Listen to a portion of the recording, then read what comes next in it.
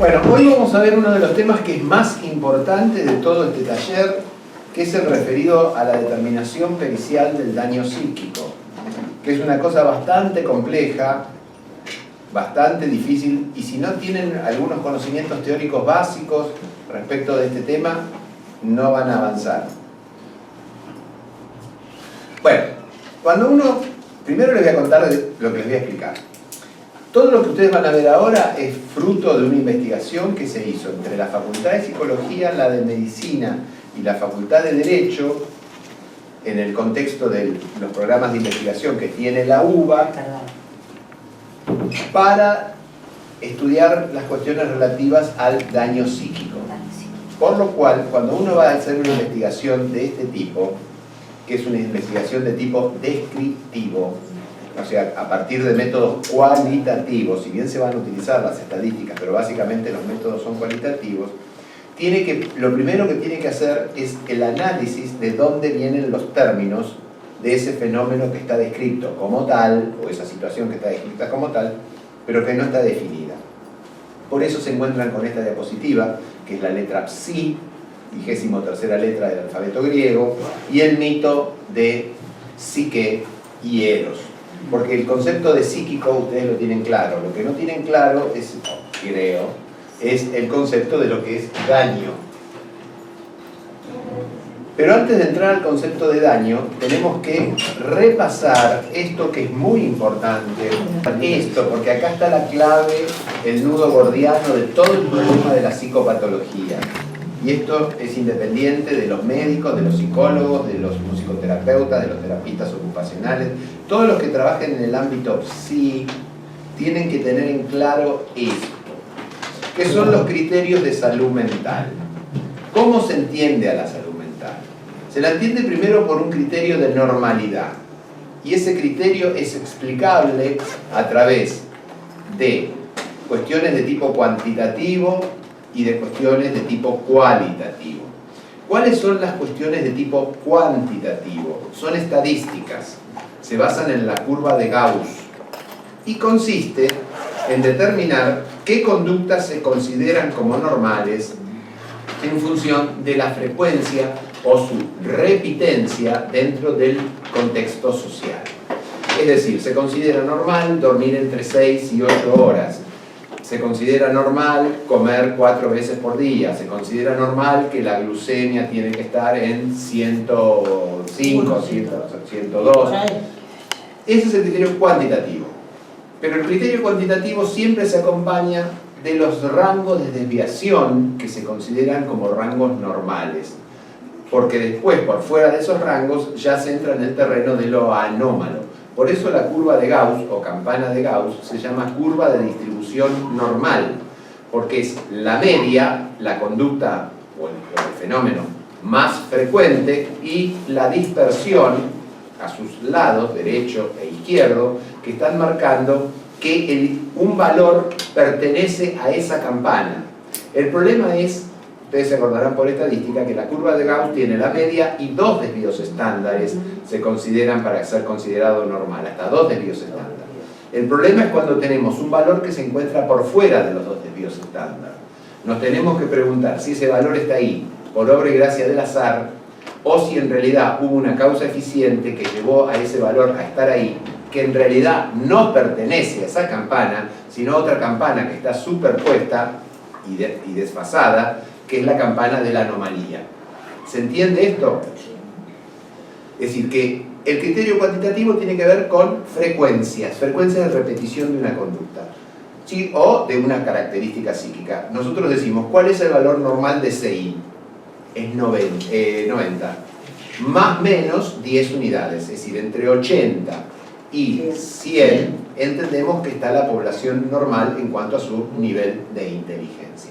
Ahora bien, si tenemos uno de 101 o uno de 89, ya sabemos que tanto el de 89 como el 101 están apartados de la curva normal. Unos entrarán, el 101 para arriba, en superior a lo normal, que no quiere decir que no sea anómalo, es superior a lo normal, anómalo pero con un juicio de valor positivo, y si da 89 es anómalo con un juicio de valor, de disvalor sería, donde ya entramos dentro del terreno de los retrasos mentales. ¿Pero entienden cuál es el criterio cuantitativo? Sí, sí, sí.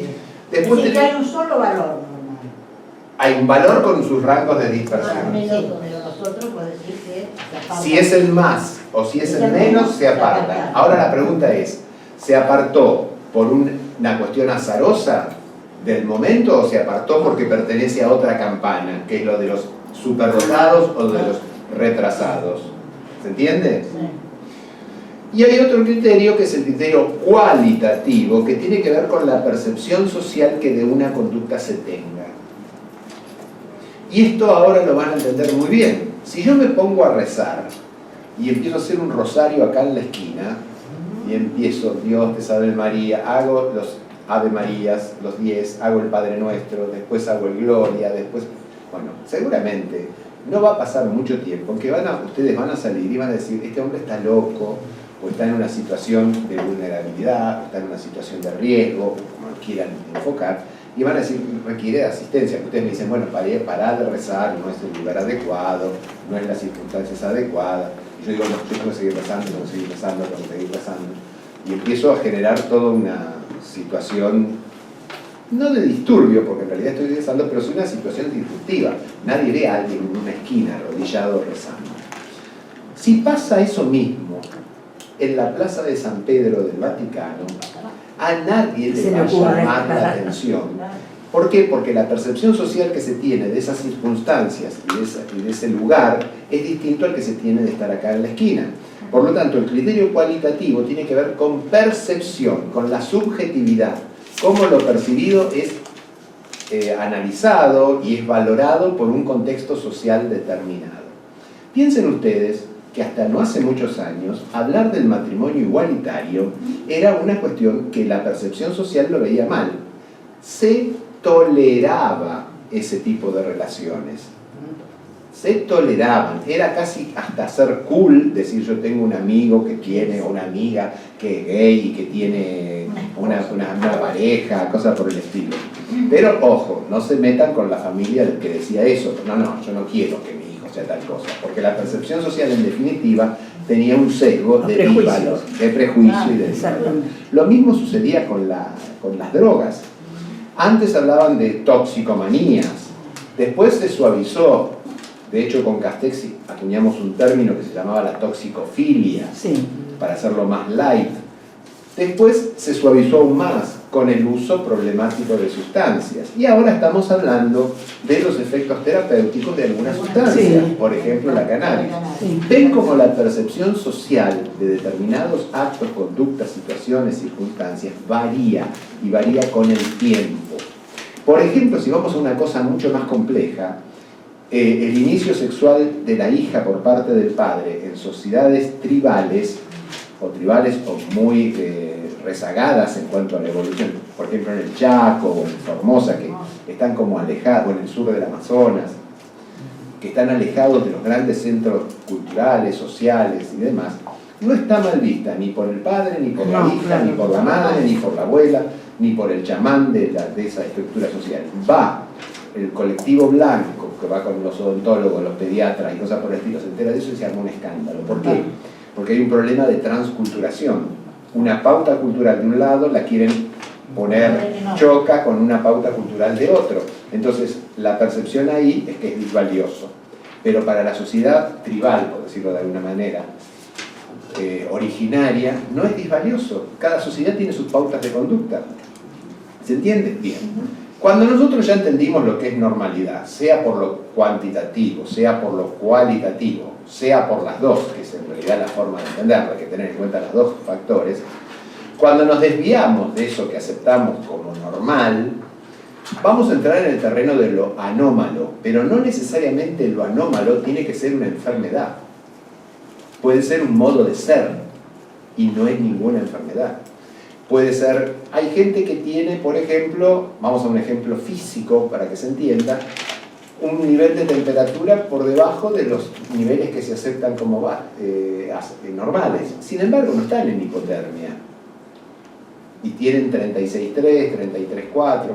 Y hay otra gente que tiene un nivel de, qué sé yo, de frecuencia cardíaca de 82, y sin embargo nadie dice que tiene una taquicardia, porque lo tiene constantemente. Habrá que controlarlo para que eso no pase a otra cosa, pero no es más que eso, es anómalo, que implica una desviación de aquello que se acepta como normal, lo anómalo. Pero esto de desviación no lo tomen con un sentido de disvalor o de juicio peyorativo. Desviación es que la vía es esta, y esta vía, en este caso, fue para otro lado, se desvió como se desvía un tren. No tiene el sentido que le daba Krafft-Ebing o que le daban los viejos psiquiatras positivistas de perversión, de anomalía. No, es simplemente apartarse de la desviación. Ahora bien, cuando la desviación es ostensible y genera un malestar tanto en el individuo o en sus relaciones del individuo con otros o en sus relaciones con la comunidad, ahí hablamos de una patología. Y hablar de una patología implica hablar de un contexto de signos, síntomas que pueden dar origen a una enfermedad o a un síndrome. En psicopatología, la mayoría de los cuadros son síndromes, no son enfermedades. En general, en toda la medicina, la mayoría son síndromes y no enfermedades. Porque la diferencia entre un síndrome y una enfermedad es que la enfermedad tiene una causa única y presentada esa causa se tiene que producir la enfermedad. En cambio, el síndrome puede tener un montón de causas y el cuadro es el mismo, pero la causa que lo lleva a producir ese cuadro puede ser diversa. Ejemplo, la fiebre no se llama fiebre, se llama síndrome febril. Porque puede ser por una infección micótica, por una infección bacteriana, puede ser por una cuestión neurológica, un tumor que lleve al aumento de la temperatura corporal, puede ser por 20.000 cosas, por lo tanto son síndromes. Pero sea enfermedad o sea síndrome, nosotros a partir de la semiología y los estudios complementarios vamos a llegar a un diagnóstico. Y a partir de ese diagnóstico estableceremos si la persona es normal, anómala o patológica. ¿Hasta acá se entiende? Sí, este que ven acá no es el inspector Clouseau, sino es Kurt Schneider, que fue el que metió este esquemita que generó toda una revolución dentro de la psicopatología. Vamos entonces a entrar de lleno al término de daño psíquico. El término daño psíquico no voy a explicar la palabra porque no tiene sentido, pero sí vamos a ver lo que es daño. Daño proviene de una palabra latina que es damnum, que es el efecto de dañar o dañarse, hasta ahí no avanzamos mucho, pero básicamente lo que quiere decir, su etimología, es algo que causa una pérdida, un detrimento, una molestia, un perjuicio o un dolor. Si uno analiza este diagrama, subyace que el daño es la acción de maltratar o echar a perder una cosa. Tratar mal o echar a perder una cosa. En síntesis, destruir un bien, y si no lo llegamos a destruir, debilitarlo respecto de su estado anterior, detrimentarlo o debilitarlo. Es decir, ¿qué daño es? Algo que ejerce una acción sobre otra cosa o sobre otra persona o lo que fuere, y a partir de esa acción que ejerce, que produjo, esa cosa es distinta de como era antes, pero para abajo, porque podría ser para más, entonces no habría daño. Es un detrimento, ese detrimento o directamente la destrucción. Covarrubias Orozco, que fue un gran teórico de estas cuestiones, dijo que daño es el menoscabo que recibe una persona. Menoscabo, es decir, la pérdida en lo que tenía que sufre una persona, sea en su hacienda, preguntemos décimo a la cunza, en su honra y en todo lo que le pueda pertenecer. Básicamente es una menoscabo, una pérdida de.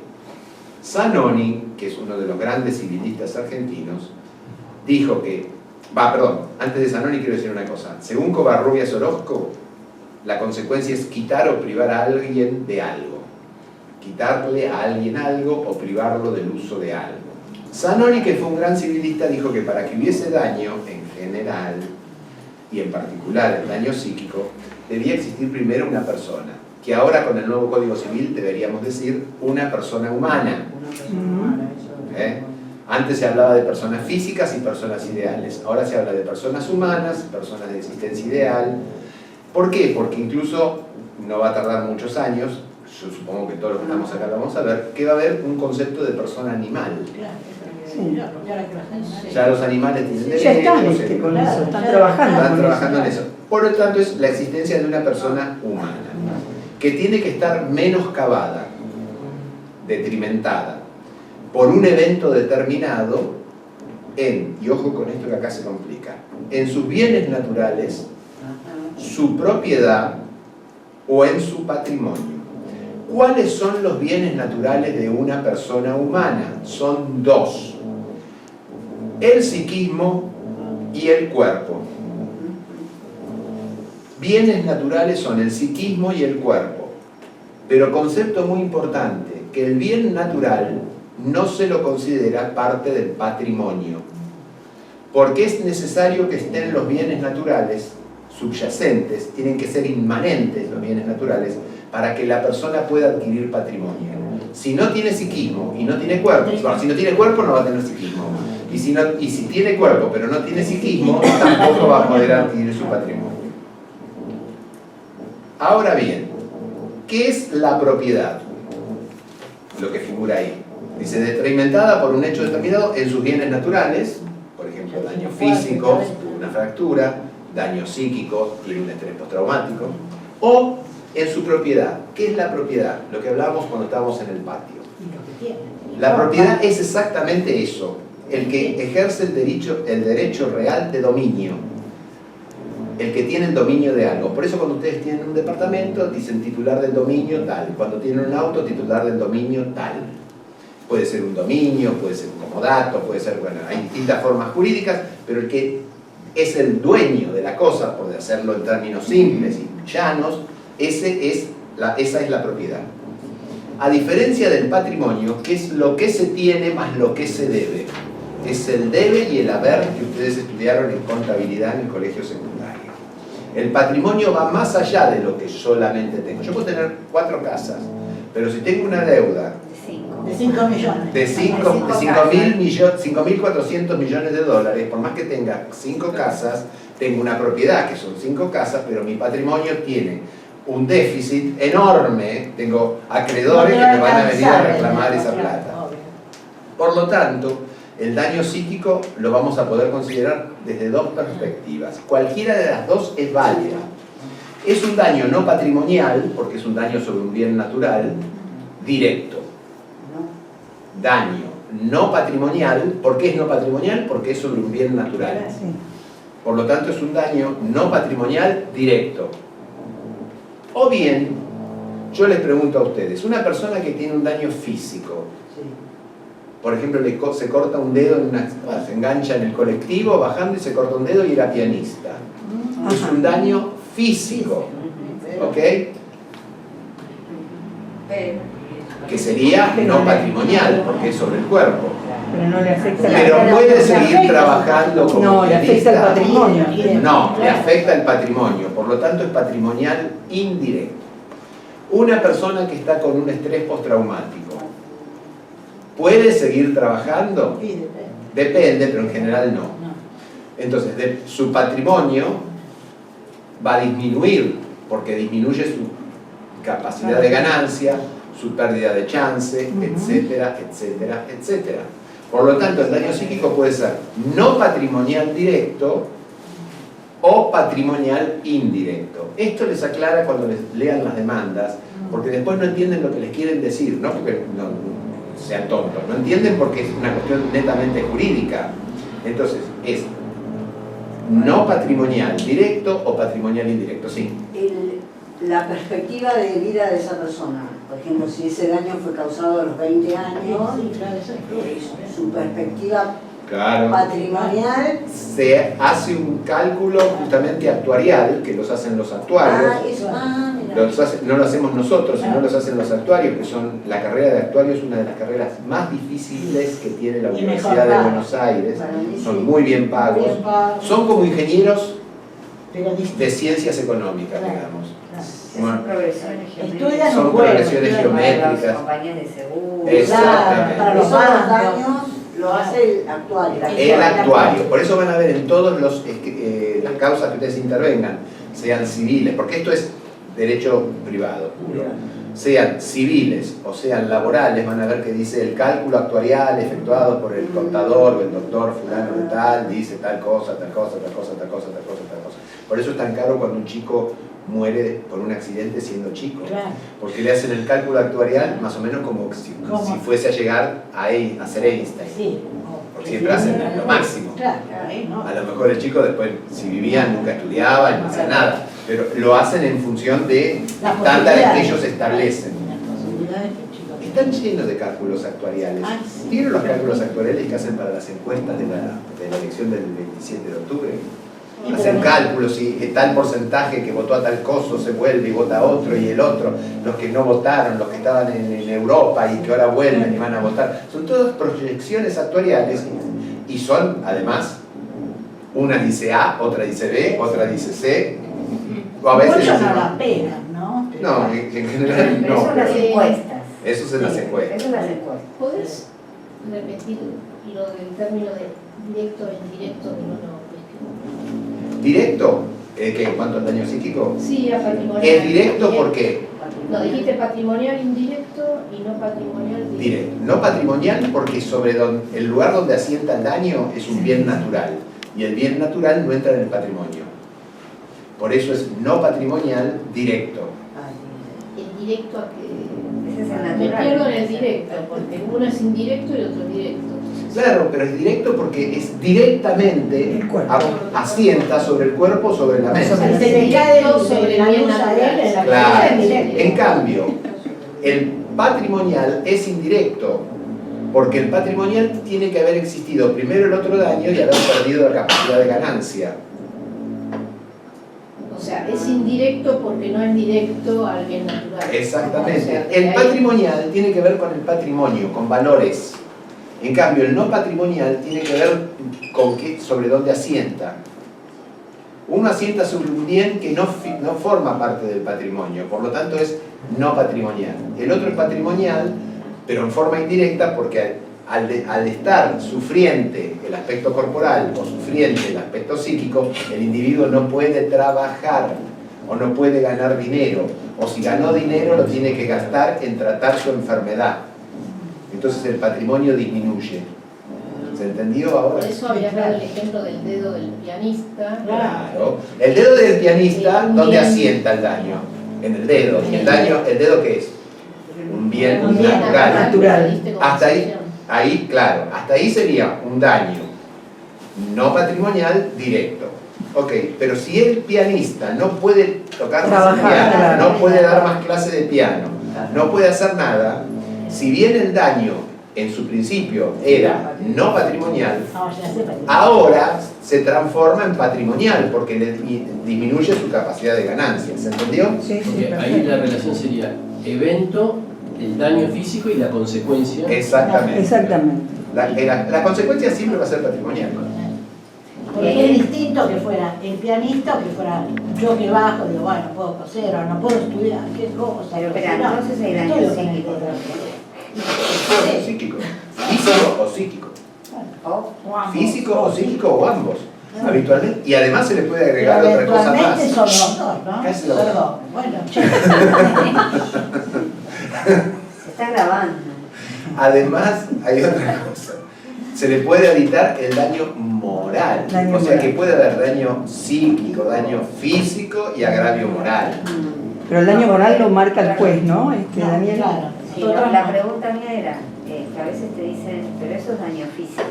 Y entonces muchas veces uno tiene que aclarar que lo físico otorga a veces O no, pero qué sé yo, por ahí si es una persona joven y no tiene un dedo, también en su psiquismo la va a Yo te voy a afectar. contar un Fuera al caso. básquet. Fuimos a ver un piloto, Aunque no puede salvar. a un piloto que se había caído de un avión, un piloto militar. Había quedado tetrapléjico. Estaba en terapia intensiva y él decía, bueno, yo ahora cuando me recupere voy a poder hacer esto, lo otro. Hicimos la pericia y le pusimos 100% de incapacidad. Sí. Entonces la compañía de seguro decía, ¿cómo 100% de incapacidad si tiene buen ánimo? Le dije, eso que usted entiende por buen ánimo es una negación maníaca de la realidad. Claro. Por lo tanto está con una psicosis postraumática, Claro. y es el 100% de incapacidad. ¿Se Claro, entiende? es una psicosis postraumática. Claro. Bien, ¿qué es daño psíquico? Acá viene el quid de la cuestión. Es aquello que se constituye a una reacción, en reacción a, es una reacción. El daño psíquico siempre es reactivo. Es reactivo a una injuria, que puede ser física o psíquica, a un traumatismo, que puede ser físico o psíquico, a una lesión, que puede ser física o psíquica, con entidad suficiente para ello. Pero el hecho tiene que revestir características de excepción en la vida del individuo. Si es un hecho común que hace todos los días, que pasa todos los días, no es daño psíquico. Ejemplo que se le da a los cursantes. Un bombero no puede reclamar daño psíquico, de los bomberos que fueron ayer a Ezeiza, ninguno puede reclamar daño psíquico porque vio que había gente que se había desmoronado del andamio, porque eso forma parte de la tarea del bombero. Como no puede un emergentólogo reclamar daño psíquico, Claro. porque sería un chico que vino con la pierna cortada. Para eso sos emergentólogo, si no sos dermatólogo. Es decir, para tu profesión ese hecho es habitual. Si vos no estabas preparado, te seleccionaron mal o te dieron una actitud que no te debieron haber dado para hacer esto, eso es otro problema que se discutirá en otro ámbito. Pero el hecho para tu profesión no reviste características de excepcionalidad. O para tu vida no reviste características de excepcionalidad. Entonces, hay un hecho que actúa sobre sobre los bienes naturales. Esos bienes naturales reaccionan con un detrimento físico o psíquico. En este caso estamos viendo el psíquico. Eso es daño psíquico. Pero ese hecho tiene que ser excepcional. Porque si no es excepcional, no tiene entidad para ser considerado daño. Se lo entiende así como a todo: deterioro, ahora vamos a ver cada una de estas palabras, disfunción, disturbio, alteración, desarrollo psicogénico, desarrollo psicoorgánico, trastorno o perturbación que, actuando a nivel afectivo y o cognitivo o intelectivo y o volitivo, limita en forma transitoria o permanente la capacidad de goce individual, familiar, laboral, social o recreativa. Y la capacidad de goce es justamente lo que le permite al individuo el disfrute. La vida. La vida, si no puede utilizarla o ponerla en marcha, esta cosa del goce, indudablemente el individuo está detrimentado, aunque tenga los 4 miembros, vea bien, hable bien. Vamos a entender los términos. Deterioro, siempre el tema es orgánico. Cuando hay deterioro, siempre es orgánico. Los deterioros son orgánicos. ¿Qué cuadros cursan con deterioro? Las demencias postraumáticas, las epilepsias postraumáticas, cualquier Las cosa. demencias. Por eso las demencias, las epilepsias, todos esos son deterioros. Disfunción, disturbio o alteración es que algo funciona mal, sea por déficit o por exceso. El desarrollo puede ser psicogénico o psicoorgánico. ¿Cuál sería un desarrollo psicogénico? Por ejemplo, la paranoia, que comienza con unas características de personalidad que frente a determinadas circunstancias comienzan a hacerse más estereotipadas, siempre se resuelven de la misma manera, siempre está en busca de algo, así que no tengan problema. Y psicoorgánico, ¿qué sería? Le dan un palazo en la cabeza, se le cae una viga en la cabeza, se cayó del andamio como ayer, perdió masa encefálica, eso hace que pierda el habla, hace que se transforma en un afásico, hace que tenga convulsiones, se transforma en un epiléptico. Es decir, eso es un desarrollo. Es decir, a partir del hecho se desencadenan fenómenos que van como una espiral hacia afuera, siempre cada vez más grave o más complicado. Trastorno se interpreta como lo dice la OMS o como lo dice el DSM-5, eso depende de cada uno. Es un comportamiento o grupo de síntomas identificables en la práctica clínica que en la mayoría de los casos se acompañan de malestar o interfieren con la actividad del individuo. Eso es trastorno. Por eso en el DSM se habla de trastorno. Y perturbación remite a la idea de alteración, que está acá, es lo mismo, funcionar mal por déficit o exceso. Acá tenemos el concepto de trastorno mental de acuerdo al DSM, que es muy importante. Miren qué interesante es esto, que resuelve esto todo el problema nosográfico para el ámbito civil. El problema que van a tener es si la pericia es laboral, que es un disparate, pero bueno, después ya vamos a ver. Se define al trastorno mental de acuerdo al DSM-5 como un síndrome, no lo define como una enfermedad, porque habíamos quedado que la mayor parte de los trastornos mentales son síndromes. Por una alteración clínicamente significativa del estado cognitivo, intelectual, la regulación emocional, afectivo, o el comportamiento volitivo, lo mismo que dijimos para daño psíquico. Piensen que lo de daño psíquico fue dicho en la década del fines del 80, principios del 90, y acá estamos hablando del DSM-5, que es del siglo XXI, o sea, de otro siglo. Retomó el concepto que nosotros habíamos enunciado en esa investigación que se hizo en la UBA, que participó María Susana Sinuzzi, por la Facultad de Derecho, yo por la de Medicina, Carazzoglu y Cabanillas por la de Psicología, sí, un grupo grande, un grupo habitual para investigación que analizamos sentencias, y vimos qué era lo que los jueces consideraban como daño psíquico y qué era lo que los peritos consideraban como daño psíquico. Y vimos que había unas mezclas, decían el daño psíquico con el agravio moral, hablaban de los espíritus, del malestar del espíritu. Como si se nos hace medio lío, es cierto. Ahora, no se les tiene que hacer lío, porque ahora te va a quedar clase. Bueno, para eso estamos acá. Exactamente. Claro, para eso vinimos. Si no, están tirando la plata. La verdad. Bien. Que refleja una disfunción de los procesos, acá viene la clave, que refleja una disfunción en los procesos psicológicos, biológicos o del desarrollo que subyacen a la función mental. Habitualmente los trastornos mentales van asociados a un estrés significativo o a una discapacidad social, laboral o de otras actividades importantes. Lo mismo que habíamos dicho nosotros en la definición de daño psíquico cuando la llegamos a esbozar. Una respuesta que es predecible culturalmente a un estrés usual tiene que revestir circunstancias de excepcionalidad en la vida del sujeto. Acá lo dicen por lo inverso. Una respuesta predecible culturalmente ante un estrés usual o la pérdida, como la muerte de un ser querido, no constituye un trastorno mental. O sea que si es algo que es esperable y que no es excepcional para la vida de un individuo, no puede ser considerado un trastorno mental. Un comportamiento, y esto es muy interesante, un comportamiento socialmente anómalo, político, religioso o sexual, y los conflictos existentes entre el individuo y la sociedad no son trastornos mentales, eso está claro. Eso tira abajo todo lo que hacía la KGB, que los sacaba a la gente, a los chicos de los colegios, después de tomarles determinada prueba, decía, este va a ser un futuro violador serial, este va a ser un homicida serial. El hombroso, parecía. Claro. Eso No no más. Si tuviese Federico Segura le habría agarrado un ataque. Por los teléfonos. Es su objeto de persecución, el teléfono. Yo hablo mucho, pero el teléfono no tengo apagado, profesor. Los conflictos existentes entre el individuo y la sociedad de los trastornos mentales, salvo que respondan a una anomalía de las que vimos arriba, ¿no?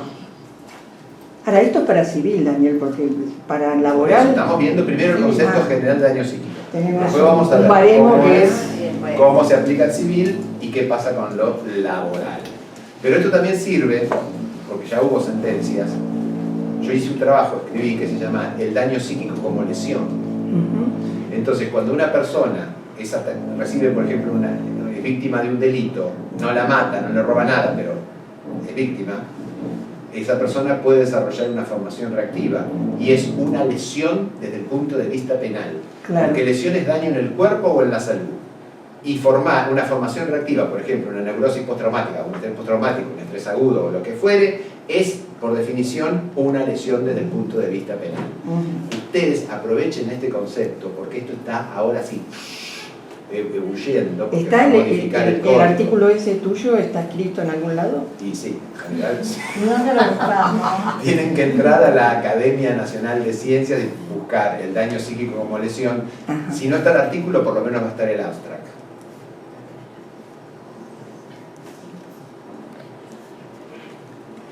Bueno, vamos a ver las notas que constituyen el daño psíquico. 1. Que haya habido un hecho traumático significativo en la historia vital del sujeto. Que limite su psiquismo, o sea, que genere una conformación de síntomas, signos, etc. Que tenga nexo causal o concausal debidamente acreditado. Y acá viene el primer problema. Todas las afecciones psíquicas son de naturaleza concausal, nunca son de naturaleza causal.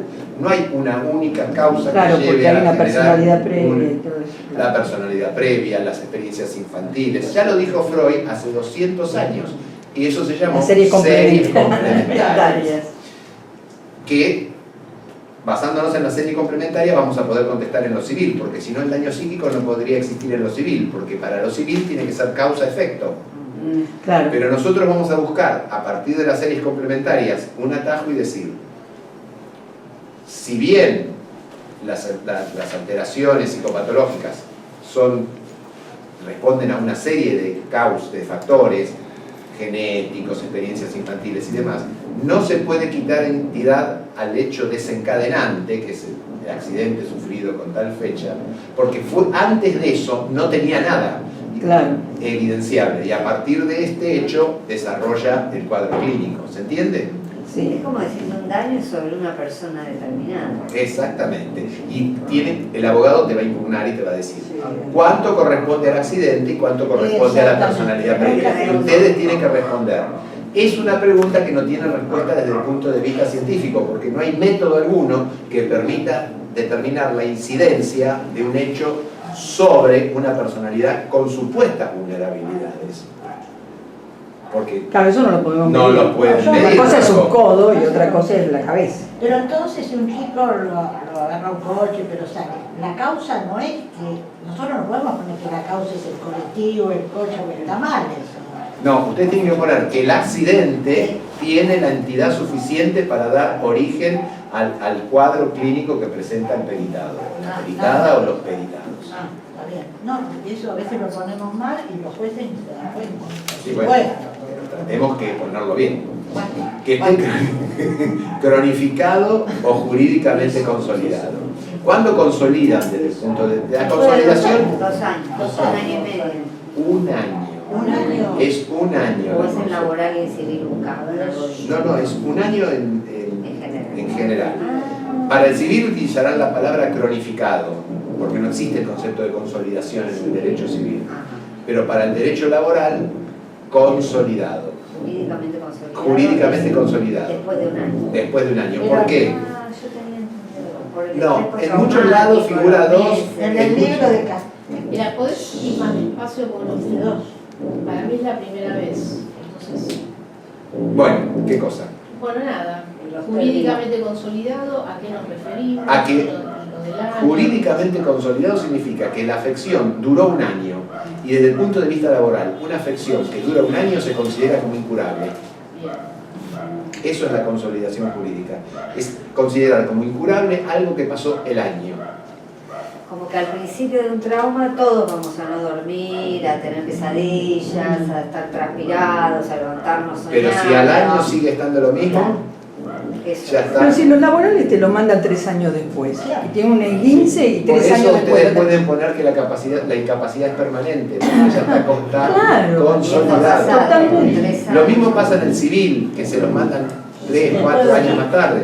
Entonces ya está cronificado. Tenés que verificar un accidente de hace Lo que 3 ustedes años. dicen de los 2 años es de la concepción de Ricardo Rizzo, que puso en el libro de Castex, que se lo cita, puso 2 años.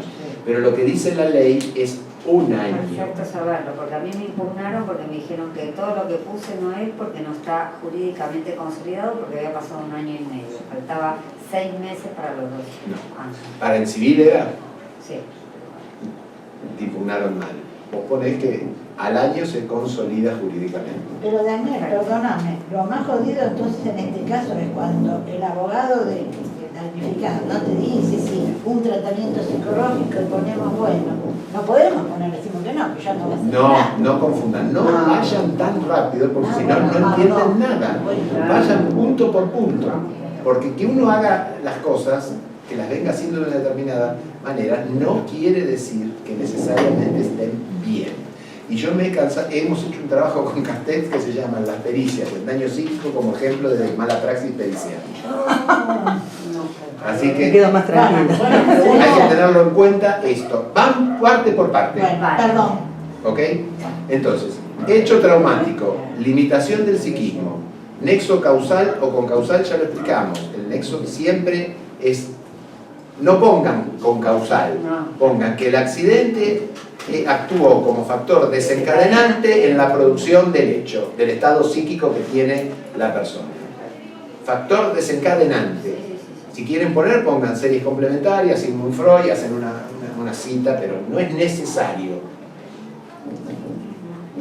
Que está cronificado, porque ya ha pasado más de un año, o jurídicamente consolidado si es en el fuero laboral. Por ejemplo, voy a hacer un paréntesis. Cuando se dice una lesión tiene larga data, ¿cuánto es larga data desde el punto de vista médico-legal?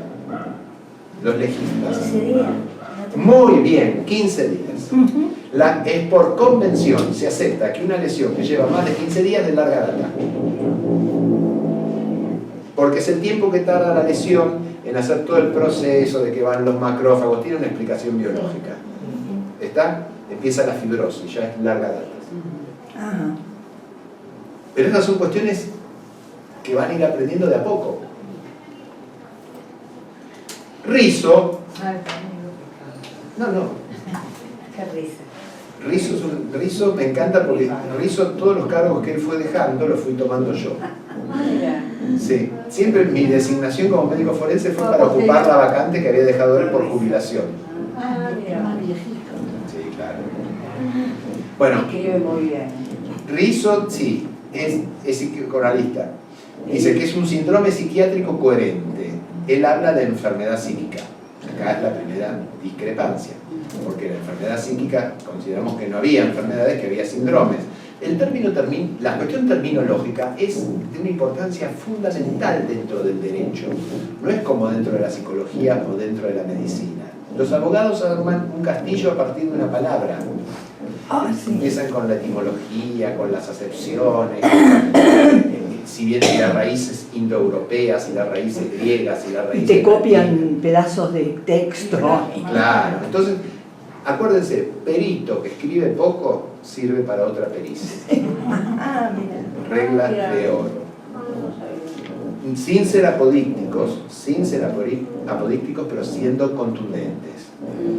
Es una conformación psicopatológica que la podemos ubicar dentro del terreno del estrés postraumático, o dentro de una fobia postraumática, o dentro de una psicosis postraumática, o lo que fuere, pero así. No es una enfermedad psíquica coherente. Si es un síndrome psiquiátrico coherente, ¿cómo va a ser una enfermedad? ¿Es un síndrome o es una enfermedad? No, es un síndrome. Es un síndrome. Claro. Novedoso en la biografía del examinado. Chapó, porque coincidimos con lo mismo. Con claro nexo causal o concausal con el evento psicotraumático invocado. Coincidimos en lo mismo. Que ha disminuido o limitado las aptitudes psíquicas del sujeto preexistentes en el sujeto. Coincidimos. Que es irreversible, que es crónico o que es consolidado jurídicamente. Yo acá hice mi licencia y puse, porque si no, para evitar justamente eso, que digan 2 años, puse 1 año de evolución post-trauma. ¿Hay una ley que dice eso? Sí. En el código. ¿Puedo hacer una pregunta? Sí. ¿Y qué pasa con lo que es anterior a ese año? Que es anterior a que se... Claro, o sea, dice que el criterio es 1 año de evolución postraumático considerando lo que está consolidado. Pero, digamos, si uno evalúa el daño, no puedes evaluar el daño antes, en forma aguda, eso es lo que no estoy perdiendo. Sí, ahí la incapacidad es absoluta. Si vos estás midiendo un daño, esto es muy importante, esta pregunta, Cuando ustedes están enfermos con gripe y mandan un certificado de que están con gripe al trabajo, están con incapacidad del 100%, pero en forma transitoria. 10 días, 15 días. Esto, la consolidación, es porque ustedes tienen que determinar el porcentaje de incapacidad que tiene el individuo y que ese porcentaje lo va a acompañar el resto de su vida, sea de su vida laboral, sea de su vida. O sea que es parcial y permanente, por ejemplo. Es parcial y permanente. Mientras que no pase el año, si ustedes lo evalúan antes del año, que sería una excepción, porque hasta que se presenta la demanda, le corren trasladado las partes, siempre pasa el año, ahí tendrán que decir que tienen que evaluarlo dentro de un año. Lo reciben, lo ven y hacen un informe preliminar ad referéndum de la evaluación que deba realizarse una vez que haya superado el año, para establecer el grado de incapacidad definitiva. Porque si yo me fracturo, como Mónica se fracturó el codo. No, la clavícula. La clavícula, bueno. Se fractura la clavícula. Uno dice, pero ella no tiene una incapacidad absoluta. Desde el punto de vista jurídico, sí. Si ella trabajase en un hospital, no puede ir así a trabajar. Si diese clases en la facultad, no puede ir así a dar clases. Ahora, que ella puede ir al teatro, que puede venir a escuchar otra clase. No puede ir al gimnasio. No puede ir al gimnasio, ahí ya está limitada la capacidad de goce recreativo, social y demás. ¿Se entiende? Si es antes del año, tienen que hacer la salvedad al momento de fijar la incapacidad, que en este momento está con el periodo productivo, activo de la enfermedad. Porque siempre lo que se mide acá son las secuelas de lo que queda. Claro. Si la enfermedad está en periodo activo, ustedes tienen incapacidad absoluta. ¿Se entiende? Si el chico este que ayer se cayó en el andamio, que perdió masa encefálica, hoy, si lo vemos, ponemos, hoy tiene incapacidad absoluta. En principio pensamos que transitoria, porque no sabemos qué va a pasar dentro de un año. A lo mejor dentro de un año se murió. Ya ni siquiera tiene incapacidad, desapareció de este mundo. ¿Se entiende? Y dentro de un año, a lo mejor, el tipo queda con una secuela importante, con una fascia, con lo que fuere, que quede, y con pérdida de visión, lo que fuere, y ustedes van a decir, por la pérdida de visión tal cosa, por la fascia tal cosa, por el daño, formación psicopatológica tal cosa, y a lo mejor les da que tiene el 40%, o el 60% o el 70%, pero no el 100%. ¿Sí? ¿Se entiende esto? Sí, sí. ¿Te acuerdas el número de la ley que dice un año? Sí, la ley es la 24457, que es la ley de accidentes y riesgo de trabajo. Ahora le van a ver. Que tiene su origen en la ley 9688. 24.000. 24457. ¿Es la del baremo? La del baremo. 659. La ley de riesgo de accidentes de trabajo. Que tiene su origen, su ley fuente primera, fue la ley 9688. Con respecto a la filmina anterior, que sí, ponemos irreversible, sí, cronicidad, esto es que la lesión que se haya producido no pueda, o sea, quede para siempre. Sí. O sea, que cuando nos hablen de un tratamiento psicológico hablamos de una cuestión adaptativa que se puede... Muy bien, pero no se adelanten, no se adelanten. O sea, irreversibilidad es que sea forever. Es que sea forever. El otro día se armó un juicio, un quilombo, perdón por la palabra, editen esto, porque una niña que había sido violada cuando niña, la habían evaluado cuando niña, y tenía una incapacidad absoluta por un estrés postraumático. Ahora llegó la época del juicio oral, ya la niña no es niña, miren los años que pasaron. Hacen una evaluación en aquí y ahora y le ponen que tiene una incapacidad, que han metabolizado, le ponen la psicóloga, así que ha atravesado la situación psicotraumática. El fiscal me llamó un sábado, que es amigo, me dice, no sé qué podemos hacer con esto. Tengo que alegar el lunes. Y primero me dicen una cosa, le digo, mira, lo que pasó es que no saben las cuestiones básicas de daño psíquico. Le tuve que explicar por teléfono el tema de daño psíquico a él, digo, insistí sobre este tema. Y bueno, lo pudieron resolver. porque ordenaron la discusión. Pero el problema es que yo se los dije el primer día, el mejor psicólogo, o el mejor psiquiatra, o el mejor traumatólogo, o el mejor oculista, no necesariamente hacen la mejor pericia. Sí, seguro. Porque la pericia es comprender la demanda que viene del derecho y devolverla al derecho dentro de los parámetros y discursos que el derecho tiene. Nosotros estamos auxiliando o asesorando a la justicia, ¿ok? No es que nosotros les vamos a cambiar el plexo normativo. El plexo normativo es una cuestión de poder, lo hicieron ellos. Nosotros tenemos que darle una explicación a esto que ellos hicieron desde lo nuestro. Y si no se puede explicar, no se puede explicar. Pero por una sencilla razón, de sentido común. Si la enfermedad está en periodo activo, por ejemplo, yo estoy con hepatitis, mi incapacidad es del 100%. Después que pasó los 30 días o 40 y me curé y las enzimas se me normalizaron, tengo 0% de incapacidad. Claro. Ahora, si pasa un año y sigo teniendo las enzimas por arriba del valor normal, Es una incapacidad es una incapacidad de X porcentaje de parcial. Y en el caso que vos trajiste, el ejemplo que vos trajiste de la niña violada y ahora una mujer grande o una chica joven que supuestamente no quedó nada de eso. Para mí es imposible. Es imposible. Para mí es imposible, la verdad que es Porque imposible. como ahí no es por enzimas, Claro, No. digamos, claro, ahí es más difícil. hay que poder trabajar sobre otras cosas. Y ahí, y digamos, por eso te dije lo de adaptativo. Una cosa es que uno se adapte con lo que le pasó a vivir. Eso no significa... Para eso sirve el tratamiento, para evitar complicaciones, intercurrencias o situaciones de inadaptación que dificulten aún más su capacidad de gozo. Claro, pero no es curar. No es curar. Por eso la pregunta mía Por eso es era lo de permanente. irreversibilidad. ¿Cómo? Irreversibilidad no significa curación.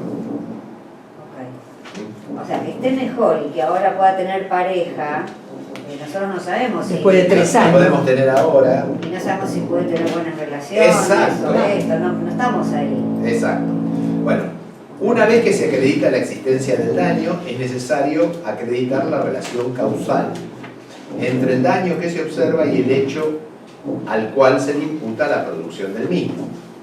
Es decir, la relación de causa-efecto. Y acá vamos a entrar en la lógica, y esto es muy interesante, porque los van a hacer querer caer en alguna de estas cuestiones los letrados. Causa es aquello que produce el fenómeno o efecto. El accidente, como quien dice. El accidente, la ley de la gravedad, es decir, la ley de gravedad dice que la Tierra tiene una fuerza de atracción de 8,6, de 9,6, va a caer. Si yo veo que cae, digo cayó porque lo soltaron. La causa reluce el efecto, o el efecto reluce la causa. Si yo tengo el efecto, voy a saber cuál es la causa. Si yo tengo la causa, voy a saber cuál va a ser el efecto. Esto lo dijo Cicerón. La causa es lo que produce aquello de lo cual es causa. La causa es lo que produce aquello de lo cual es causa. Nosotros, viendo el aquello, sabemos cuál es la causa, porque la relación causal es directa. Producida la causa, tiene que producirse el efecto. Esa es la relación de causa directa. Causalidad directa. Aumenta la humedad, el calor, suben las nubes calientes a la atmósfera, se encuentran que es frío y se produce la precipitación. Relación causal. La relación causal rige para las ciencias duras, no rige para las ciencias humanas. Porque las ciencias humanas tienen que basarse en otras cuestiones. En la vulnerabilidad del individuo, en las circunstancias en que se produce el hecho. Hay un montón de cosas más que van más allá de la relación causal. Causa-efecto es la ley de gravedad. Causa-efecto es el principio de inercia. Son los principios de la física. No son rígidos. Tal cosa, tal cosa, tal cosa, tal cosa. Es decir, existe un paralelismo entre la causa y el efecto. Ahora bien, eso es fácil. Si yo le doy un martillazo en la cabeza y le saco un pedazo de cráneo, la relación ahí es causal. Por supuesto, si yo soy un avesado perito, que no es mi caso, pero alguien que sepa mucho va a decir, o un buen letrado, va a decir, sí, pero él en realidad tenía un problema de osteoporosis, entonces fue por la osteoporosis lo que se generó tal cosa, tal cosa, tal cosa. Los abogados son muy vivos. Entonces a lo que nosotros consideramos como irrebatible, ellos le buscan siempre la vuelta retórica. Ahí viene la palabra abogacía, de abogar, esgrimir un argumento. Siempre encuentran una. Ellos pueden decir, este salón es oval. Y empiezan con los paralogismos, con los principios de resolución por el absurdo y una serie de elementos de la lógica que ellos manejan muy bien. Nosotros es una vergüenza que no tengamos filosofía de la ciencia. Sí. Ellos tienen filosofía del derecho. Nosotros no tenemos. Hay un montón de elementos que yo me doy cuenta que faltan. Bueno, ¿se entendió lo que es causa? La causa sirve para las cuestiones físicas, básicamente. Obviamente, ahí se golpea, se le fractura la clavícula. Es causa-efecto. Ahora, si yo tengo mala intención, voy a decir, sí, en realidad tiene osteoporosis. Háganle un dosaje de vitamina D para ver qué nivel de vitamina D tiene. Es decir, trato de buscar el elemento que me diga que la causa, que ese golpe, ese martillazo no fue la causa. Eso es para discutir por ahí la cantidad de daño, porque uno puede decir que, o sea, el abogado puede admitir también que hubo un golpe, pero que el daño que vos le pusiste no tiene que ver con la edad de la persona y la falta de vitamina y todo eso. El daño, ese golpecito, produce un 5%, pero vos pusiste 15%. Eso ahí te ponen la osteoporosis, la edad. Exactamente. Sí, pero si no hubiera estado la baldosa floja, ella no se hubiera caído, porque ella se cayó por una Por eso baldosa, que les dije yo que pongan vuelta. que el hecho traumático actúa como factor desencadenante del proceso patológico o del daño. No se metan en poner causa, guarda relación causal o guarda relación con causal. El factor desencadenante. Claro, sean sutiles y sean vivos, por decirlo de alguna manera, en cómo escriben las cosas. ¿Por qué? No, porque es tan importante, porque por esas cosas que uno escribe con una intención, después, viste, para contestar una impugnación haces la vertical, la parabólica. Claro, pues ellos tienen otra forma de pensar. Ahora bien, vamos a la concausa. Acá tenemos que, esto se basa en el concepto de la Gestalt, o Gestalt, como me dijo el otro día un alumno de posgrado que me dijo, su pronunciación en alemán es muy mala. Le dije, bueno, no sé alemán. Dice ya dijo, yo sé 4 idiomas. Bueno, qué suerte. ¿Sabes 4 idiomas? Saber ruso, alemán, francés, inglés, más el español. Humildad, no. Humildad cero. En el Royal esa parte da. Bueno, con causa. Se basan en los principios de la Gestalt, a pesar de que esto fue enunciado por Aristóteles. ¿Cuáles son las notas musicales? Do, re, mi, fa, sol, la, si. Con esas notas musicales, do, re, mi, fa, sol, la, si, podemos hacer una chacarera, podemos hacer el himno nacional, podemos hacer la marsellesa, podemos hacer el lago de los cisnes, podemos hacer cualquier cosa. ¿Qué es lo que hace que con esas notas, que es un número limitado de notas, podamos hacer tantas cosas? Su conformación espacial o secuencial. Lo mismo pasa con la concausa. Son pequeñas causas que en sí mismo no tienen entidad suficiente para generar un daño, pero que si se dan en un conjunto y de armados de determinada manera, generan el daño. Lo voy a explicar con un hecho físico, que es más fácil de entender. Supongamos que la tomamos a Norma, que tiene, supongamos que tenga, no quiere decir que lo tenga, una insuficiencia valvular venosa periférica. Y a Norma, en vez de ser psiquiatra, la hacemos trabajar como peluquera o como cajera de un banco. Tiene la insuficiencia venosa y va a estar bipedesta, o sea, parada todo el día. Eso va a hacer que al cabo de un tiempo genere la varice. Entonces la varice no es porque tiene solamente la insuficiencia venosa, es porque además hay dos concausas, que está bipedesta muchas horas y que no se mueve.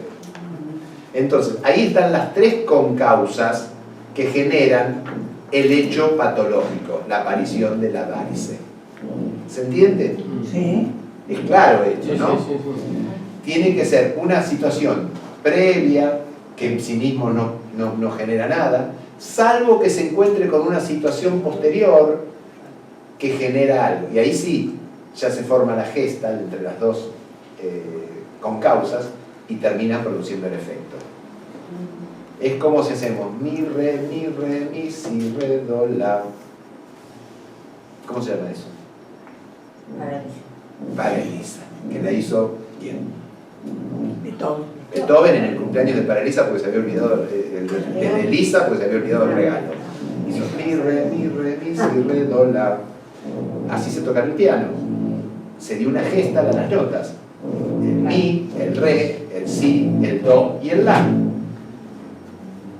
Se conformaron de determinada manera que dieron origen a una melodía. Con esas mismas notas podemos hacer un acorde, tron, y eso ya es otra cosa distinta.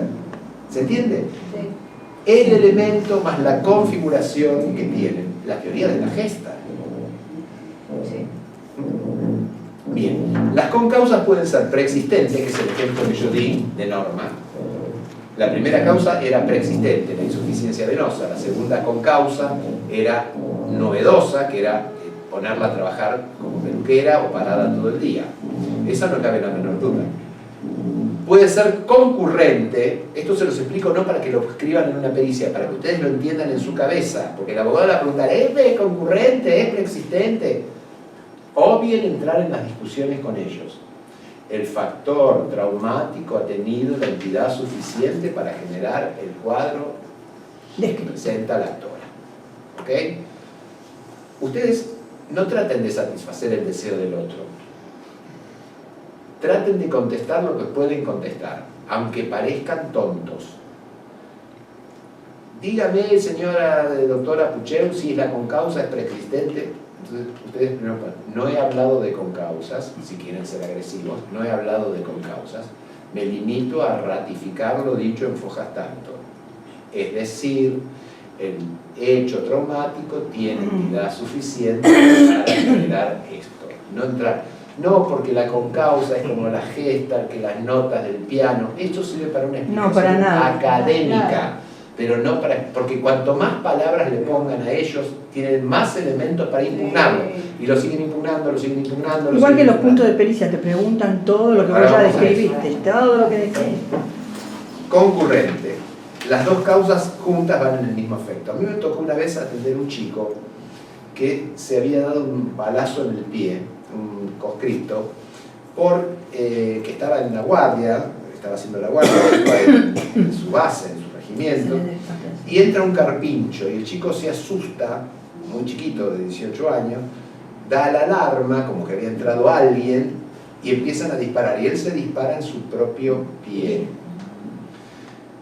Lo trasladan al hospital. En el traslado al hospital, era la época del proceso, en el traslado al hospital iban tan rápido y con tanta custodia, claro, porque todos creían que era un ataque, nadie claro, se había dado cuenta que era un todos aterrados.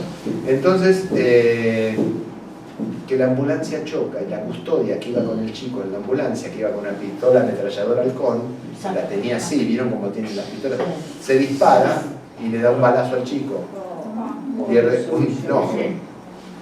Llega al hospital, lo internan, qué sé yo, lo operan una cosa, le arreglan la otra, y termina con una infección intrahospitalaria. Entonces ahí se dio la concurrente cuando iban en la ambulancia. Sí. Y la sobreviviente cuando llegó al hospital, estuvo internado un tiempo en el hospital y se complicó con una infección intrahospitalaria. ¿Se entiende? Sí. Esto es para que ustedes lo entiendan, no para que lo escriban en una pericia. Lo tienen que entender. No caer jamás en esto.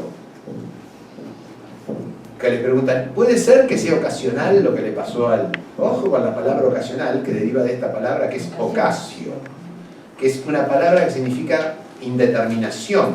Es la circunstancia que origina o permita o facilita la producción o efecto por una causa. Se la suele llamar causa ocasional. Ojo con esto. No contribuye en nada a la energía o a la acción, que se despliega el efecto o fenómeno considerado. ¿Qué significa esto? Que un sujeto va a robar, lo voy a explicar con un ejemplo burdo para que se entienda. Un sujeto va a robar a una casa. Su objeto es el robo. Pero encuentran el robo y se encuentra con una chica que le gusta, o un chico que le gusta, dependiendo de su orientación sexual, y de paso lo viola o la viola. Entonces, ahí es la ocasión, es un hecho por ocasión, porque él entró a robar, pero ocasionalmente había una persona que le resultó de su agrado, y de paso cañaba. ¿Se entiende? Es la ocasión. ¿Qué ha pasado? Nunca eso es para nosotros. No existe. Servirá para el derecho, para la lógica, para la teoría aristotélica, pero nunca para nosotros. ¿No? Nosotros no evaluamos intenciones, evaluamos hechos concretos. Y otro que es también un absurdo para nuestro campo, que es la conditio sine qua non. La conditio sine qua non significa que si él mata a alguien, si él es un asesino, yo la tengo que juzgar a la madre, porque la madre lo parió. Si la madre no lo hubiese parido, él no hubiese matado a nadie. Es una cuestión demencial, digamos, pero desde el punto de vista lógica tiene lógica. Pero la lógica es la lógica, una parte de la filosofía. Y nosotros estamos dentro de otro campo, que es el campo conductual. Entonces esto sirve muy bien para la retórica y para todo ese tipo de cosas, pero no para nosotros. Ocasio y conditio no es necesario.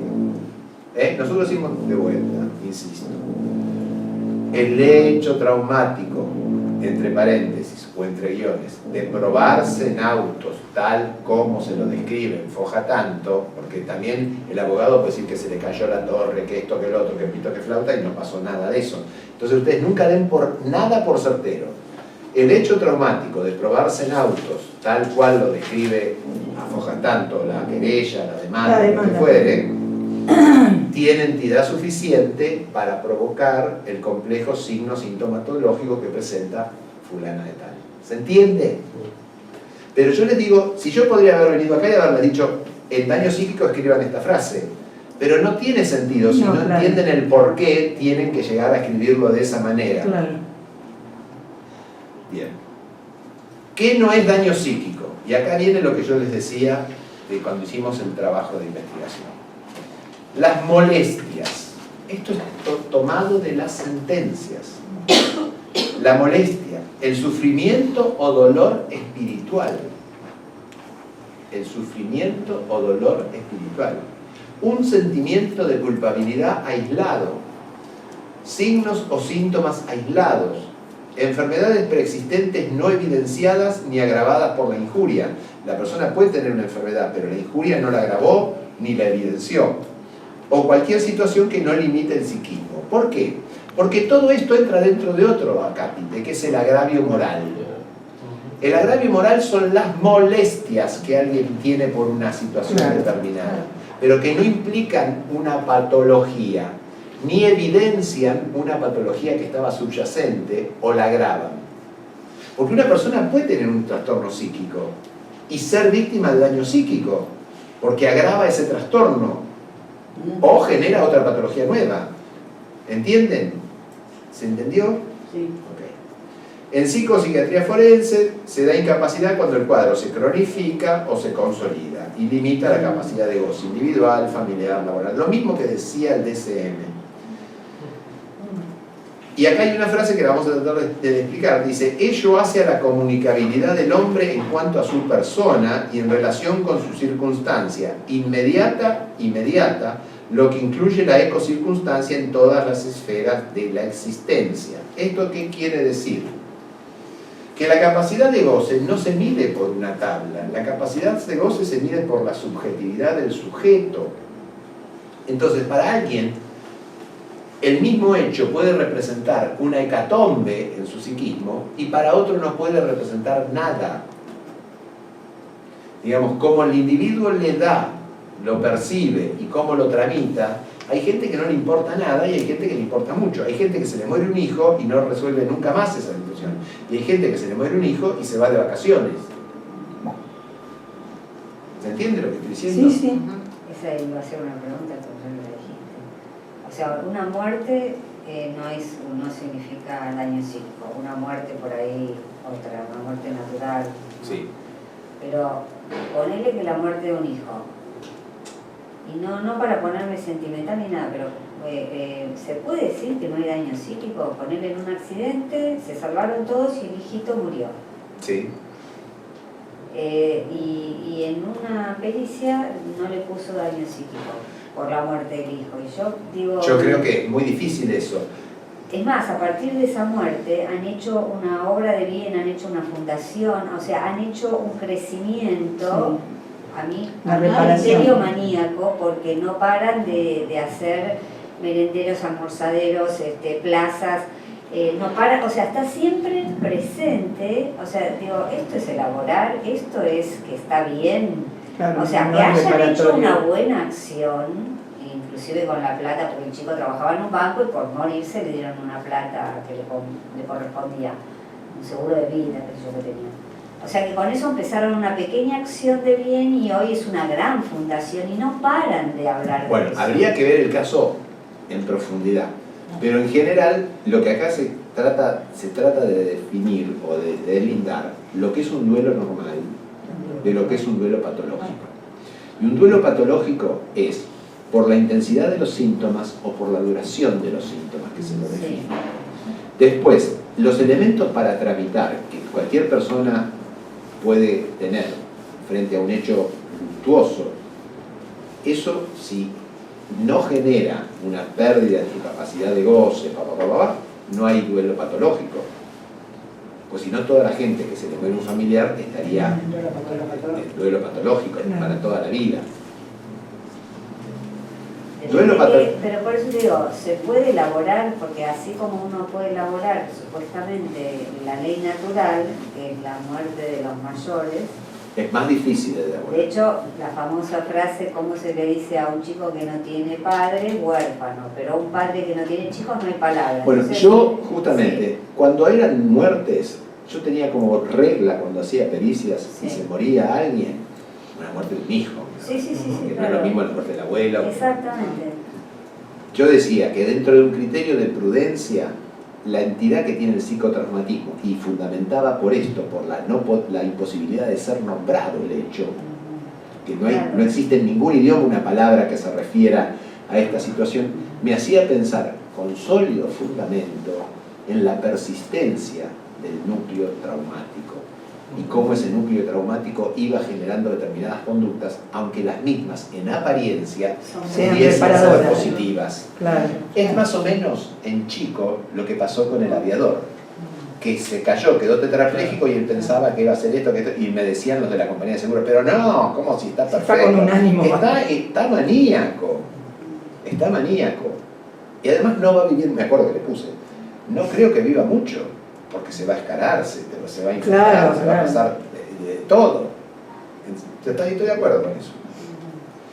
Habitualmente la menor cantidad de causas son las que mueren hijos.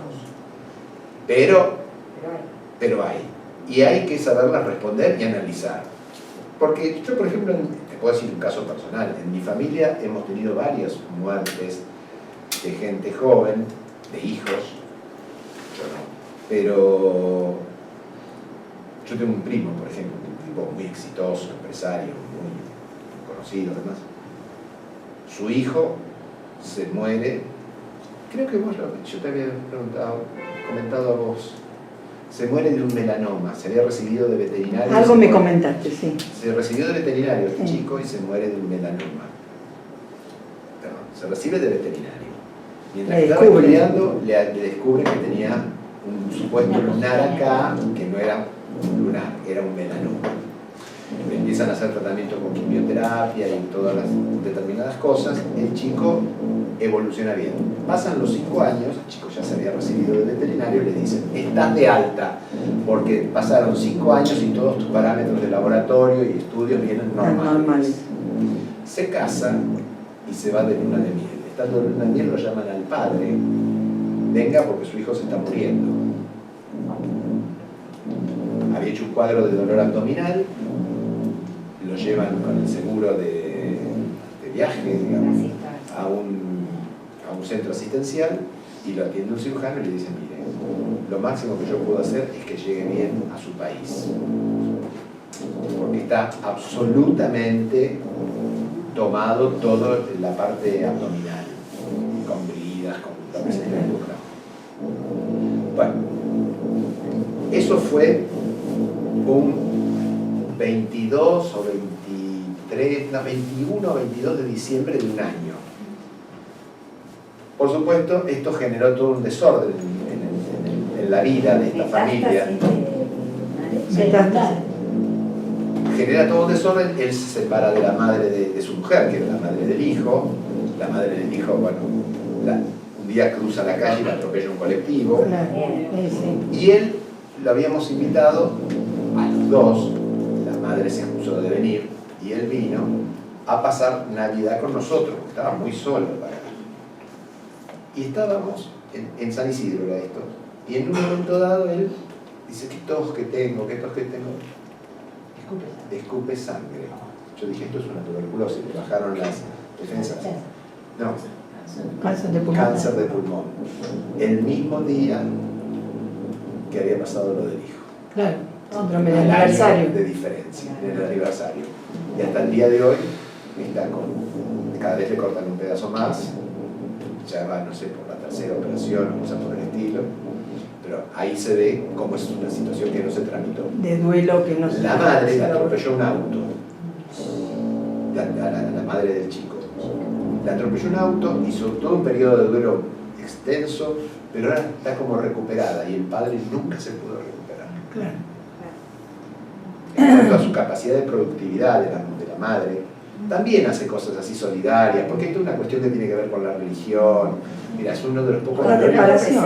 Sí, además fue una cosa terrible porque yo me acuerdo que tuve que llevar a mi madre al velatorio, una familia muy católica.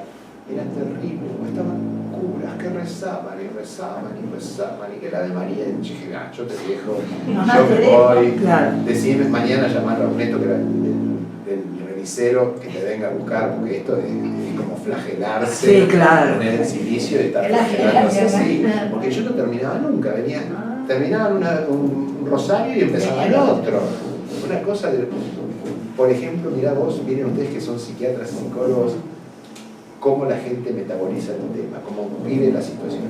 La madre, mi prima, se sentó en un lugar, en el velatorio, cerró los ojos y no abrió los ojos hasta el momento que se lo tenían que llevar, que iban para el cementerio. Cerró los ojos también al momento de cruzar la calle. Claro, sí, no quería ver. No quería ver, pero bueno. ¿Se entiende hasta acá? Y no es función pericial nuestra opinar sobre un tema que es jurídico. Jurídico. Es jurídico. Otros autores, como Rizzo, dicen que el perito puede ilustrar al juez sobre la existencia de datos verosímiles, aunque pasados e imprecisos. Los que integran el sufrimiento psíquico normal y únicamente pueden obtenerse por medio de un examen de experto. Yo no estoy de acuerdo con esto, pero bueno. Si nos preguntan exactamente a nosotros respecto si lo que el individuo pudo haber tenido molestias, uno tiene que decir, y bueno, quizás pudo haber tenido molestias. Yo no lo puedo afirmar ni negar. Si les preguntan, ustedes dicen, bueno, sí, puede ser que hayan tenido malestar, incomodidad, molestia, pero eso es tan subjetivo que dentro de la subjetividad no se puede entrar con una entrevista, ni siquiera, aunque fuese un paciente, requeriría mucho tiempo ver si eso verdaderamente generó incomodidad o cosas por el estilo. Por lo tanto, yo evito poner esto. Yo directamente me baso en esto, que el daño psíquico es de determinación pericial porque implica una psicopatología, mientras que el daño moral es una valoración jurídica que implica molestia pero no patológico.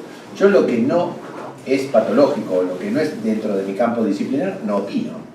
Porque si uno opina de cosas que son de valoración jurídica, después hay que defenderla y tener el fundamento. ¿Por qué me va a decir el abogado de la parte demandada? Usted dice que sufrió. ¿Usted lo vio sufrir? ¿Usted estuvo viendo cuál era el sufrimiento? No puedo decirle eso. Le puedo decir, tiene un cuadro psicopatológico tal cosa o no tiene nada, y eso es desencadenado a partir del accidente. ¿Y por qué me dice que es a partir del accidente? Porque no hay ningún otro antecedente en el expediente que diga que lo tenía antes. Lo que está en el expediente es lo que vale, lo que no está en el expediente se refuta como fue de inexistencia. ¿Hasta acá vamos? Bien. Los niveles de incapacidad. Estamos en el fuero civil todavía, ¿eh? Los niveles de incapacidad. ¿Cuándo decimos que un cuadro formado a partir de un hecho traumático con entidad suficiente para formarlo es leve, es moderado, es severo, grave o es gravísimo? Bueno, si ustedes leen el trabajo nuestro, van a saber que el grado leve, que acá se ve muy poquito porque lo puse en verde, voy a ver si puedo cambiarle la letra, bueno, después lo pongo en blanco, se incluyen aquellos evaluados que o no requieren tratamiento de apoyo o de requerirlo no se prolonga más allá de los 3 meses. Grado leve es aquel que no requiere tratamiento o que de requerirlo, siempre psicoterapéutico, no se prolonga más allá de 3 meses. Esas son las terapias de esclarecimiento, de contención. O lo que llamamos de apoyo, los que somos viejos. Claro. Sí, de apoyo. Después, moderado, se incluyen los que requieren psicoterapia entre 3 meses a 1 año y que eventualmente pueden necesitar un apoyo psicofarmacológico. Ya es un grado moderado. El grave o severo necesitan apoyo psicoterapéutico por un tiempo superior a 1 año y el psicofarmacológico prolongado, o sea, constante. Y el gravísimo es aquellos que no presentan ninguna posibilidad de restitución y pueden ser encuadrados en alguna de las figuras tutelares del Código Civil. ¿Cuáles son las figuras tutelares del Código Civil? La restricción de capacidad o la incapacidad, en el peor de los casos. Y ya van a tener, eso es una clase especial que creo que la va a dar Mercurio, si no la da Mercurio la doy yo, sobre cómo tienen que hacer una pericia para un juicio de restricción de capacidad y un juicio de incapacidad. Pero no nos vamos a meter con eso por ahora. Eso es otra cosa aparte. En el gravísimo no se tiene en cuenta que pueda hacer un tratamiento psicoterapéutico. El tratamiento psicoterapéutico o el tratamiento farmacológico lo único que hace es evitar complicaciones o que se produzcan otras intercurrencias, pero no quiere decir que el tratamiento va a ser para curarlo, porque ya ustedes fijaron que la incapacidad es permanente porque pasó 1 año. Ya pasó 1 año, es permanente. Bien, entendido la parte civil. Para la parte civil usan la tabla que se les ocurra, el baremo belga, el baremo francés, el baremo español, el baremo de Altuve, el baremo que se les ocurra, pero lo citan y tienen que especificar qué baremo utilizaron, qué código del baremo y por qué utilizaron ese baremo. ¿Ok? Esto es lo que nos va a diferenciar del ámbito laboral. El ámbito laboral es un derivado del derecho civil, pero es tan complejo y se generó una ley tan, que yo espero no morirme sin antes ver que la hayan derogado o que le hayan decretado la inconstitucionalidad. Es terrible, porque es una ley absurda en mi modo de ver. Y esa ley, cuando habla de los daños, tiene en el decreto reglamentario, que es el decreto 659 del 96, el baremo, y les dice a ustedes cómo tienen que diagnosticar en psiquiatría, con clasificaciones que son diversas. En el mismo baremo pone 2 o 3 clasificaciones distintas, y con conceptos que ya son perimidos, que no se usan más ni siquiera en la psiquiatría o en la psicopatología asistencial. Y empieza diciendo esto: las lesiones psiquiátricas que serán evaluadas son las que deriven de enfermedades profesionales que figuren en el listado, diagnosticadas como permanentes o secuelas de accidentes de trabajo. Sí, hay un listado de enfermedades profesionales, por plomo, por esto, por lo aquello. Si alguna deriva de eso, se la evalúa. O si hubo un accidente y ese accidente genera una patología de índole psíquica. Pero miren los disparates que dice. Las enfermedades psicopatológicas no serán motivo de resarcimiento económico, ya que casi la totalidad de estas enfermedades tiene una base estructural. Ya que casi la totalidad. ¿Qué son los que están por fuera de los casi? Ya tenemos primera dislogia. Dislogia significa idea equívoca. Segundo, los tratamientos psiquiátricos secundarios o accidentes por traumatismo cráneoencefálico y o epilepsia postraumática, personalidades anormales adquiridas y las demencias postraumáticas, delirios crónicos orgánicos, etc., es decir, una mezcla de clasificaciones enorme, serán evaluados únicamente según el rubro desorden mental orgánico postraumático. Bueno, si es un traumatismo del cráneo, es desorden orgánico postraumático. Sí, no todo si es una epilepsia postraumática, pero el resto no. Solamente serán reconocidas, acá dice, porque esto surge, esto salió, después se modificó porque la gente protestaba. De hecho, esto aumentó más la litigiosidad que la ley anterior. Porque cuando uno opera por la ley 24457 tiene la acción administrativa, que es la de la ART, y si no está conforme con la acción administrativa, pasa directamente a la justicia federal. Claro. Porque el fuero laboral es el único que es un fuero ordinario y federal al mismo tiempo. No es como el penal, que hay un penal ordinario y un penal federal. Lo laboral es único, pero actúa tanto con la competencia ordinaria como con la competencia federal. El juzgado laboral de Bahía Blanca es un juzgado laboral ordinario, pero al mismo tiempo, si hay una apelación de una disconformidad por lo que dice la ART, de la Comisión Médica de la ART de Bahía Blanca, va a ese juzgado y actúa como juzgado federal. Claro, por eso dicen, me reservo el... Reserva caso federal. Reserva caso federal, sí.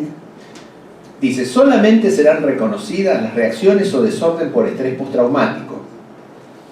Ok, bien moderno, estrés postraumático. Las reacciones vivenciales anormales neuróticas, antiquísimo. Los estados paranoides, que no se sabe qué quiere decir. Claro.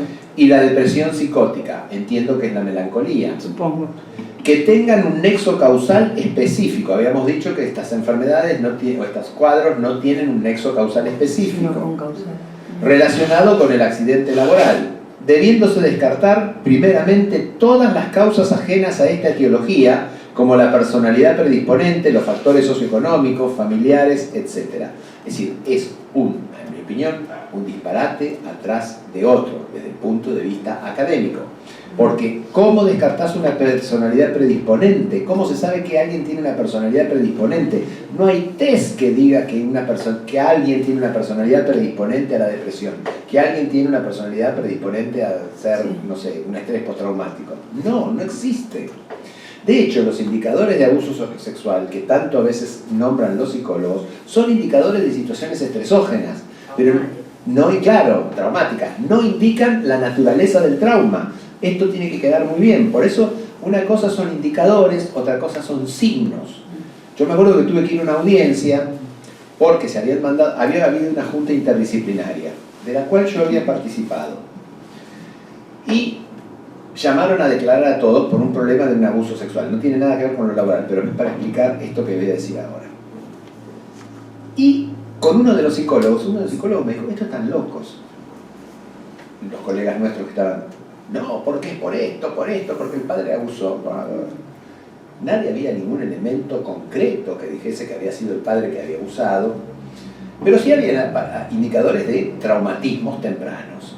Entonces, nosotros pusimos que fulanita de tal presentaba indicadores de traumatismos centrales, que del relevamiento de antecedentes se podía inferir que había disfuncionalidad en la familia de origen, nada más. Los otros hicieron sus consideraciones por su cuenta. La cuestión es que nos llaman a declarar. Y nosotros tuvimos que declarar y decir, miren, los indicadores, no hay indicadores de abuso, hay indicadores de situaciones traumáticas. Pero no en este caso, en todos los casos. ¿Qué es el traumatismo? ¿Cuál es la naturaleza del traumatismo? No la podemos decir porque sería como entrar en la máquina del tiempo, retrotraernos y estar ahí presentes en el momento de lo que pasó. Bueno, pudimos zafar la cuestión porque estaban muy enojados con ese tema, porque no había ningún elemento, digamos, para asegurar que era por eso. Después no sé cómo quedó la causa, porque bueno, yo ya me jubilé y no seguí el tema, pero lo que nosotros hicimos son indicadores traumáticos, no la naturaleza del trauma, no la característica de la personalidad para la predisposición. Las causas ajenas a esta etiología. Yo les pregunto, ¿cuál es la causa de una... Supongamos que hablamos de una melancolía. ¿Cuál sería la causa de una melancolía? Muchas. Entonces, ¿cuál es la causa ajena a esta etiología? Sí, no sé quién lo hizo eso. Yo sé, después te lo digo en privado. Ah, bueno. Ay, ¿por qué es buena? No. No, para no ventilar. Reacciones o desórdenes por estrés postraumático. Les explican lo que es, siguen con el DSM-3 y el CIE-10 ya superado. Un poquito viejo ya. Vas explicando las reacciones vivenciales neuróticas, que para mí no tiene sentido. Los estados paranoides, que es la reacción vivencial anormal de origen psicológico. Bueno, cita las personalidades litigantes y sensitivas de Schneider. Es decir, una cosa que es mezclar lo anterior con lo actual. Es decir, trataron de buscar que no haya indemnizaciones por daños psíquicos. Claro, que sea todo preexistente. Que sea todo preexistente. Incluso lo físico. Trataron de demostrar que no había nada. Salvo que se le caiga un balancín y le corte el brazo. Y que lo vieran 150 personas. Si no, era por alguna cuestión que tenía que ver con el sujeto. Eso es lo que generó que los abogados, frente a los dictámenes que hace la Superintendencia de Riesgo de Trabajo, las comisiones médicas, siempre se disconformaban, y terminaban yendo a tribunales. En tribunales ya esto no corre más. En tribunales el juez federal no sigue esto de que hay que tomar este baremo. Uno toma el baremo que quiere. Ajá. Entonces, ahí veían las diferencias. De un 1% que le había puesto la superintendencia, llegaba a tribunal y daban el 45%. Claro. Entonces, hay todo un gasto con la industria del juicio, con lo laboral. No es con la industria del juicio. Hacer una cosa bien. Agarrar el DSM-5, agarrar la tabla de, no sé, de la CIE 11, reunir una comisión, poner porcentajes y de esa manera no vas a tener problema. Pero no poniendo estos disparates. Bien. Entonces, en la reacción paranoide que la daba como para que se la reconocía, no tiene incapacidad. No. No. El desarrollo paranoico o paranoia tiene una incapacidad de hasta el 50%. Piensen ustedes que un paranoico, el delirio interpretativo del paranoico, es una persona a la cual se la puede declarar incapaz. Sí. Primero se le puede restringir la capacidad y después se la puede declarar incapaz. Una persona declarada incapaz tiene el 50% de incapacidad. No, tiene un 100%. La depresión psicótica, bueno, ¿qué? Esto no se queda. O sea que es hasta un 50 para ellos. Sí. La neurosis de renta. Sí, la neurosis de renta. Y acá yo le puse en letras coloradas, error conceptual grave. La neurosis de renta fue descrita por Brissot y eran las personas que habían tenido traumatismos o habían sido víctimas de situaciones traumáticas y que generaban un cuadro clínico que lo único que buscaban era ser reconocidos como enfermos. No buscaban un interés material concreto. Sí. Entonces Brissot mismo dice, estas sinistrosis son enfermedades. Ellos dicen que la neurosis de renta no. Es una manipulación. El individuo es litigante y exagera inconscientemente la impotencia funcional. Si exagera inconscientemente la existencia funcional, con haber leído un renglón del ensayo de Freud y Breuer respecto de la histeria, sabrían que, claro, que si es una exageración inconsciente, ya estamos hablando dentro del terreno de la patología. El individuo no es libre, no es un simulador, porque el individuo cree que está enfermo. ¿Queda claro esto? No está simulando. La gran crisis de histeria no es una crisis de simulación, no estamos en el siglo XIV, que vamos a llamar a la Inquisición. Era una enfermedad que la podían tener las mujeres y los hombres. Entonces, la existencia de un trastorno de personalidad previo antes del hecho no da derecho a valorar la incapacidad como secuela de un accidente de trabajo. Eso es un error conceptual gravísimo. Porque una persona puede tener una personalidad con ciertas características, pero si hay un hecho traumático y esas características se elevan a la enésima potencia y dificultan la normal comunicabilidad del individuo con su entorno, como equilibrio del individuo con su entorno, está enfermo. Esto ahora se llaman trastornos facticios. Están en el DSM. Ejemplo, el trastorno facticio es el síndrome de Munchausen. Claro. El beneficio es que los consideren enfermos. Claro. Pero no buscan un interés como el simulador, que es resarcitorio, no hacer el servicio militar, dejar de ir al trabajo. Claro, tener un beneficio. Obtener un beneficio. Estos no tienen ningún beneficio. Su beneficio es psíquico, es decir, que lo consideren enfermo. Pero es justamente, él no sabe que su beneficio es para que lo consideren enfermo. Porque es inconsciente, ahí también es inconsciente, porque es inconsciente es justamente eso lo que le da la entidad patológica. Claro, pero cuando te ponen neurosis de renta ya te imaginas cualquier cosa. Es que usan el término mal traducido, porque sinistrosis fue el término que usó el autor que la describió. Yo a los que fueron alumnos míos en la UCA o que fueron alumnos en algún otro curso, ¿qué les digo siempre? Tienen que tener en su biblioteca un diccionario etimológico. Y si es posible, tener un diccionario de historia de la disciplina en la cual ustedes trabajan. Porque la historia, no puede haber una ciencia que se genere sin conocer su propia historia, de cómo fueron evolucionando el pensamiento sobre un determinado tema. ¿Hasta acá vamos? Y para terminar con hoy, y después vamos a seguir, tal era la cantidad de inconformidades que presentaban los abogados respecto a este baremo, que decidieron hacer factores de ponderación. Eso cómo te matan con eso. Esto lo voy a explicar con mucho detalle la clase que viene, pero hicieron 3 factores de ponderación. La dificultad para las tareas habituales, que es principio del derecho laboral, que las incapacidades se miden en función del total obrero, es decir, para el trabajo que habitualmente hace el individuo. Si el individuo es psicoanalista y se cortó un dedo, no pasa nada. Para su tarea habitual, que es la de ser psicoanalista, que se cortó un dedo, no pasa nada. Pero si es profesor de piano o es dactilógrafo o escribe en computadora, al faltarle un dedo va a ver limitada su capacidad laboral. ¿Se entiende lo que estoy diciendo? Bueno, tuvieron que poner un factor de corrección para las tareas habituales. Si no da ninguna, no da ninguna dificultad, es 0%. Y si es 0%, no tiene incapacidad. Por supuesto. Entonces, ¿para qué ponerlo? Si es leve, de 0 a 10, si es intermedia, de 0 a 15, si es alta, de 0 a 20. Acá hay un error matemático. Porque nunca un intervalo de clase se hace partiendo del mismo valor de intervalo inferior. Tendría que ser leve de 0 a 10, intermedia de 11, de 11 a 19 o a 20, porque los intervalos tienen que tener la misma capacidad cada uno. Si yo te digo, tiene un 17, ¿corresponde a una incapacidad alta? ¿Corresponde a una incapacidad alta? Sí. Y si yo te digo, tiene un 9, ¿corresponde a una leve, a una intermedia o a una alta?